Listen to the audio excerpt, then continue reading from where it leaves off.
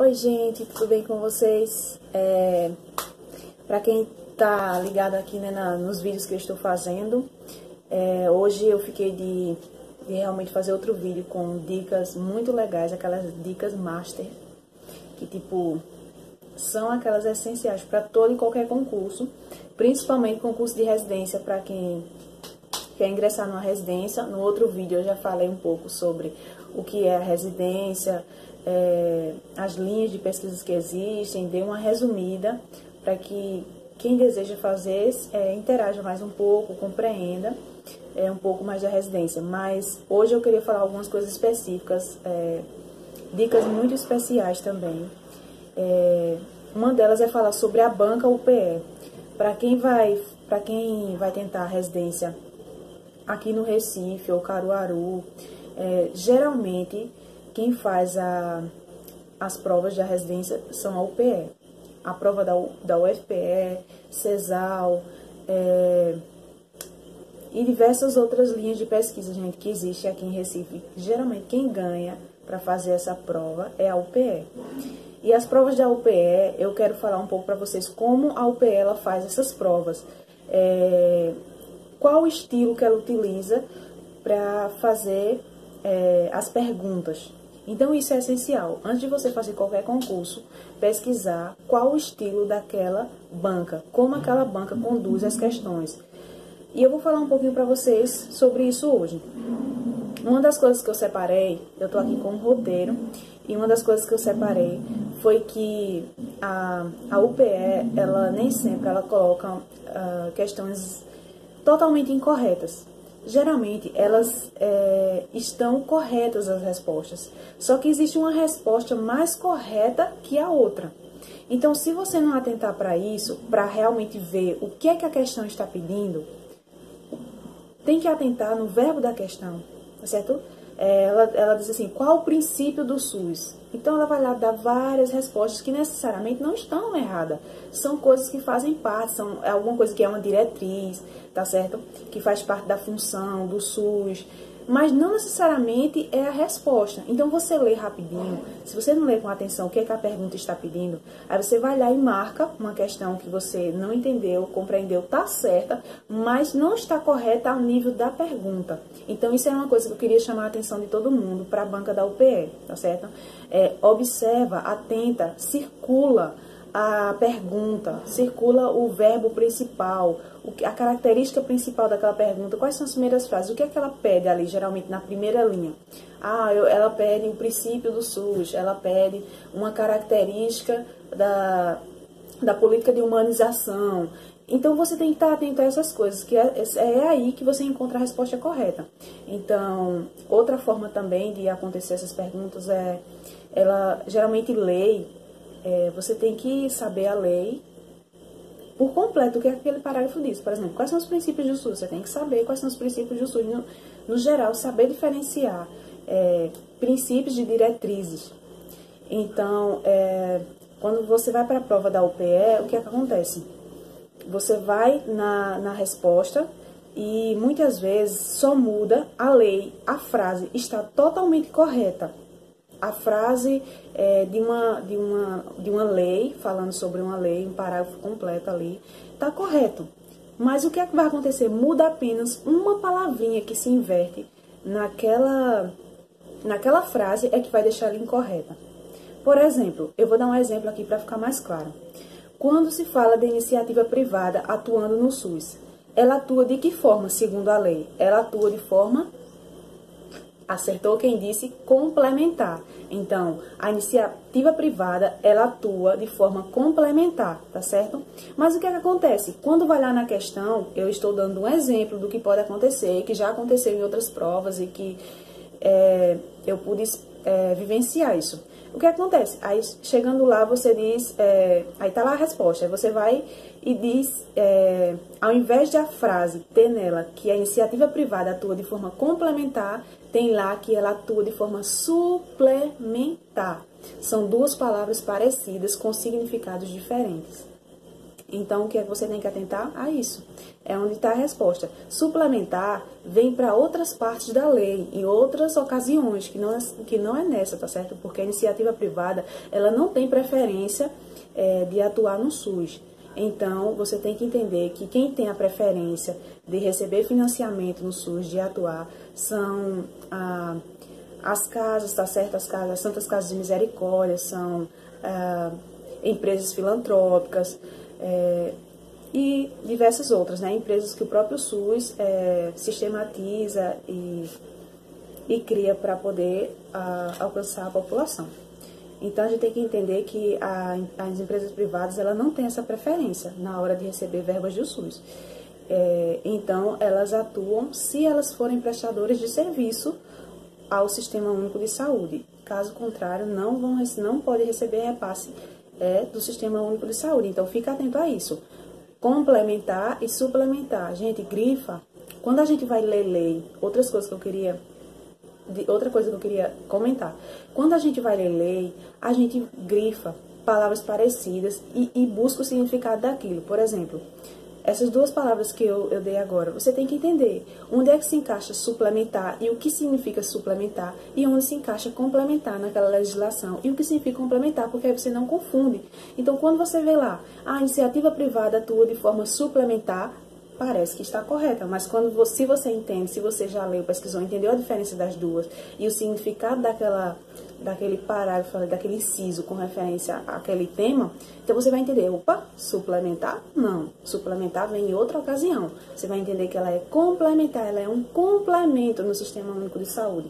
Então, essa é uma dica primordial que vai valer para diversas outras coisas.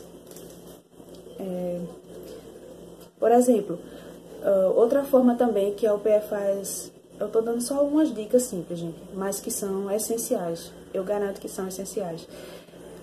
Outra coisa é a função de cada esfera de governo. Por exemplo, as esferas de governo são federal, estadual, municipal, certo? Então, são essas três esferas de governo. Então, cada uma delas vão ter funções no SUS, de executar, de ajudar de forma complementar e diversas outras coisas. Então, o que acontece na prova? Geralmente, eles trocam a função do nível municipal. Por exemplo, geralmente a função do nível municipal são verbos que se referenciam tipo, a executar, o fazer, tá certo? A coisa assim, mas de colocar a mão na massa mesmo, colocar a mão na obra. O município, geralmente, ele tem que executar diversas leis, diversas políticas, tá certo? Ele tem que realmente executar isso, executar, fiscalizar. E daí você tem que entender qual é a função de cada um desses níveis, tá certo? Porque eles vão ter funções diferentes no SUS na hora de executar, na hora de fiscalizar. Quem tem a função de fiscalizar portos, os aeroportos, tá certo? E diversas outras políticas, ou que tem que criar alguma política. Então, você tem que ficar ligado nessa questão. Qual é a função de cada uma dessas esferas? Porque na hora da prova, o que geralmente eles vão fazer? Vão colocar uma política, vão colocar uma função que não se refere àquela entidade, àquele órgão, tá certo? Por exemplo, coloca o que é função do município, dizendo que é função da esfera federal. Por exemplo, eu vou dar um exemplo, fica mais claro com os exemplos. A questão da saúde indígena é função de quem? De quem fiscalizar, de quem colocar em prática, de quem financiar. Acertou quem disse? Da esfera federal. Isso aí, gente. A esfera federal, ela é responsável por todo o processo da política de saúde indígena. Então, e até do fazer e do fiscalizar também, com a ajuda de quem? Do município, do estado, dos entes federativos. Tá certo? Então, ele vai lá e diz que é a função do município. Aí você acha que realmente porque você acha que também o município tem essa função realmente do executar, mas não. Quem tem essa função de forma preferencial, segundo a lei, dá lá uma lida, é a esfera, essa esfera federal, tá bom? Parte federal, que é responsável pela saúde indígena.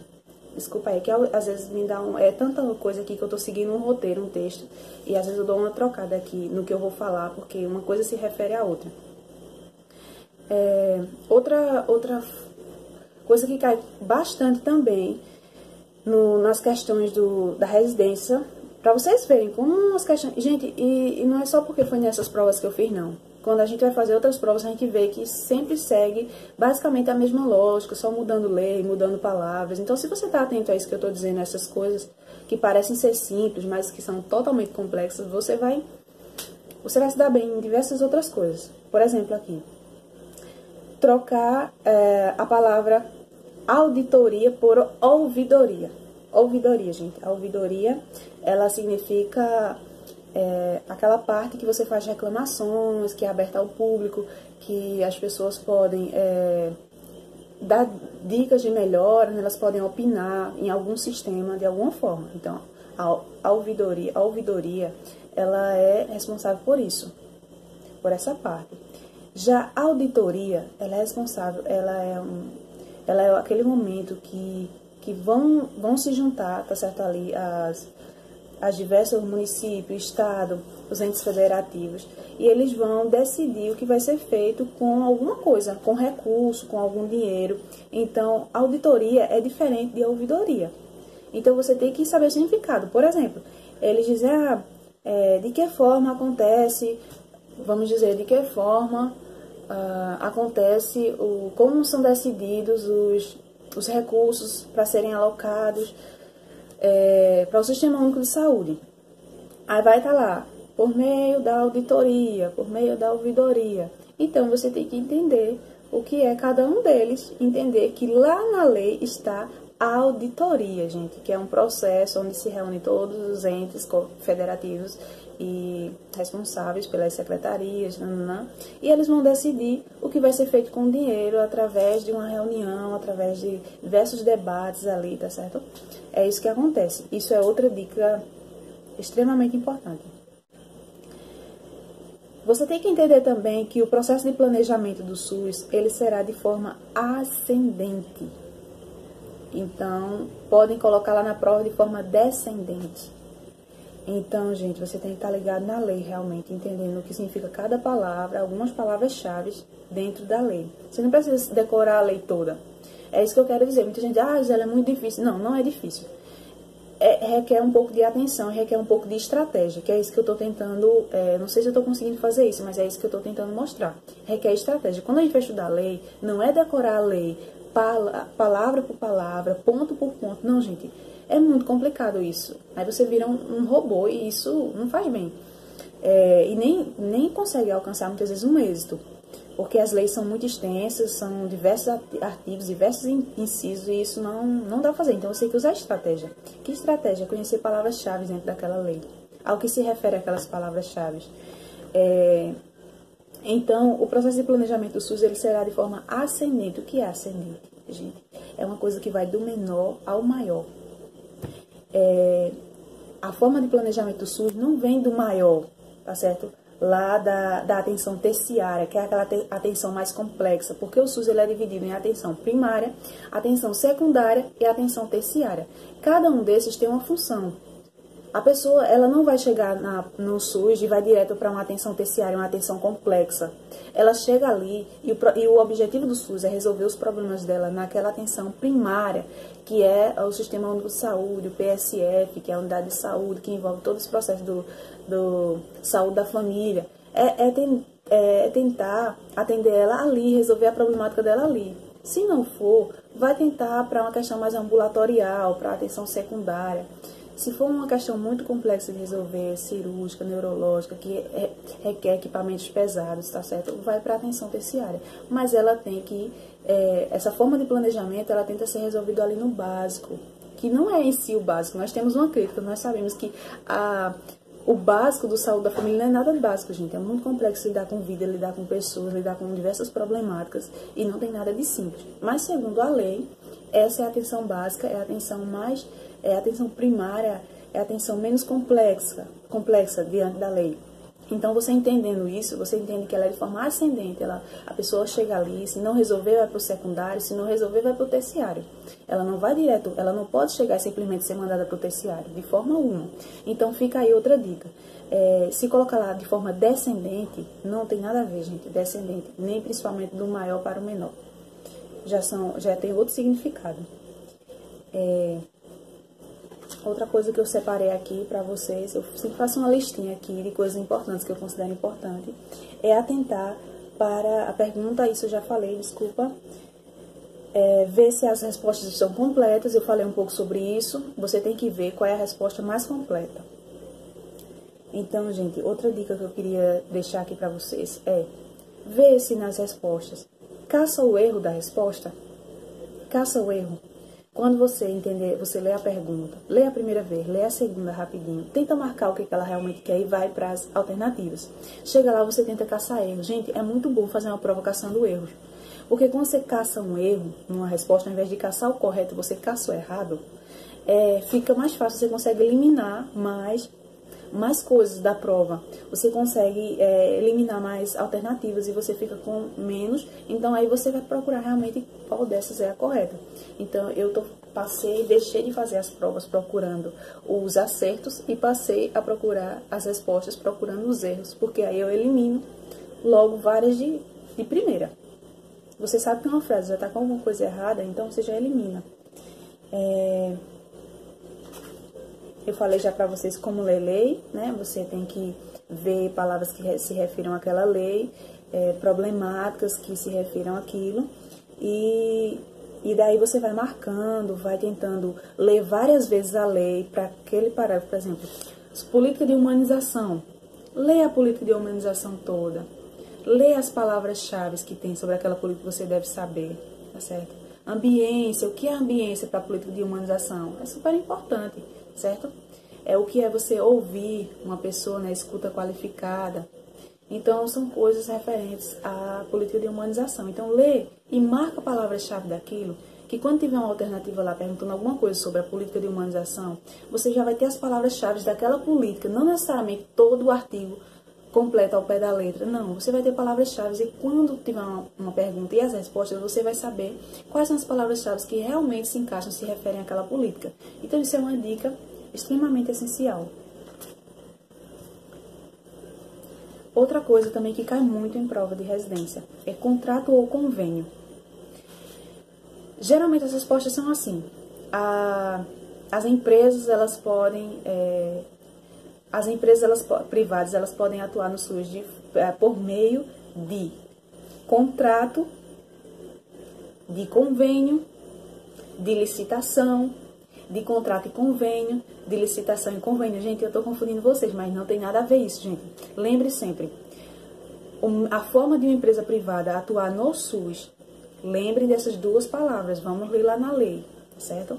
É contrato ou convênio, tá bom? Contrato ou convênio, nunca licitação, nunca licitação. É sempre um processo de contrato ou um convênio que é feito. Por exemplo, a clínica tal se conveniou para atender pacientes do SUS, para fazer diversos outros atendimentos. Nunca licitação, gente. Nada de licitação. Então, lembra, vai lá na política, lê um pouquinho, sempre ou contrato ou convênio, tá bom? Porque aquela empresa privada, ela tem que se submeter às diretrizes, a tudo que o SUS preconiza para atender os seus pacientes. Tá bom? Ela não pode simplesmente atender pacientes do SUS e usar as regras que ela quer, não. Ela tem que seguir as regras do SUS, os princípios de descentralização, certo?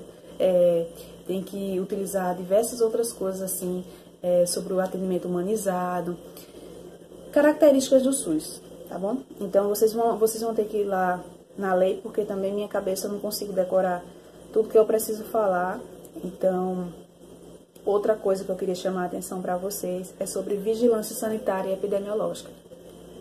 Essa cai em todas as provas, independente de ser de residência ou não, de saúde, seja como for, ela vai cair. Você tem que saber diferenciar, porque diversas perguntas vão... a resposta-chave vai estar em você saber a definição de vigilância sanitária e vigilância epidemiológica. Então, gente, vou tentar definir para vocês.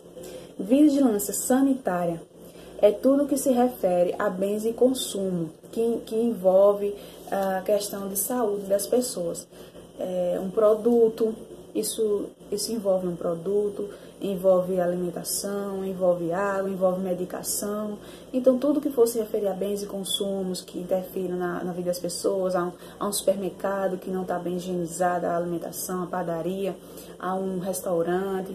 Por isso você diz, a vigilância sanitária interviu em tal lugar. Então, lembra sempre disso. É uma dica. Vigilância epidemiológica é tudo que se refere à pandemia, epidemia, tá certo?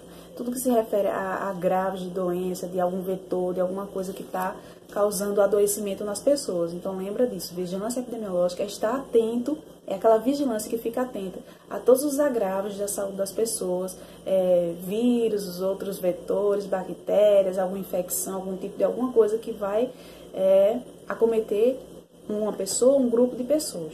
Ela fica atenta a isso. Ou referente à questão de saúde dos animais, alguma coisa que envolva a saúde, o cuidado